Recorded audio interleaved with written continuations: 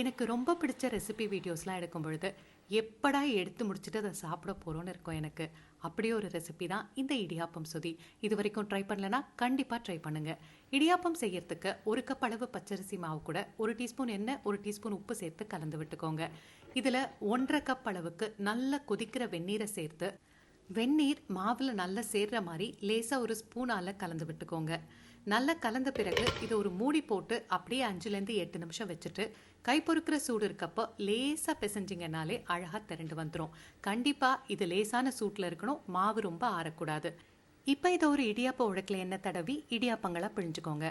வெந்நீர் நல்லா சூடாக இருக்கணும், மாவு பிசையும் பொழுது கை பொறுக்கிற சூட்டில் இருக்கணும். 3லேருந்து 5 நிமிஷம் ஸ்டீம் பண்ணி எடுத்தீங்கன்னா சூப்பரான இடியாப்பம் ரெடி ஆகிடும். அடுத்து சொதி செய்யறதுக்கு தேங்காய் பால் எடுத்துக்கலாம். முதல் பாலுக்கு 2 கப் தேங்காய் துருவலோட 1 கப் தண்ணி சேர்த்து நல்ல மையா அரைச்சு தேங்காய் பாலை பிழிஞ்சு எடுத்துக்கோங்க. இது நல்லா திக்காக இருக்கணும். ஒரு ஸ்பூனை முக்கிட்டு இப்படி திருப்பி பார்த்தீங்க அப்படின்னா ஸ்பூனில் ஒட்டுற அளவுக்கு திக்காக இருக்கணும். 2வது பாலுக்கு மீதம் இருக்க தேங்காயோட 1.5 கப் தண்ணி சேர்த்து அரைச்சி வடிகட்டி பிழிஞ்சு எடுத்துக்கோங்க. இது கொஞ்சம் தண்ணியாக இருக்கும். இப்போ ஒரு கடாயில் 1 டேபிள் ஸ்பூன் எண்ணெய் சூடு பண்ணி 1 டீஸ்பூன் கடுகு 1/4 டீஸ்பூன் வெந்தயம் சேர்த்து 6 பூண்டு 3 பச்சை மிளகாய் கொஞ்சமாக இஞ்சி சேர்த்து வதக்கிக்கோங்க.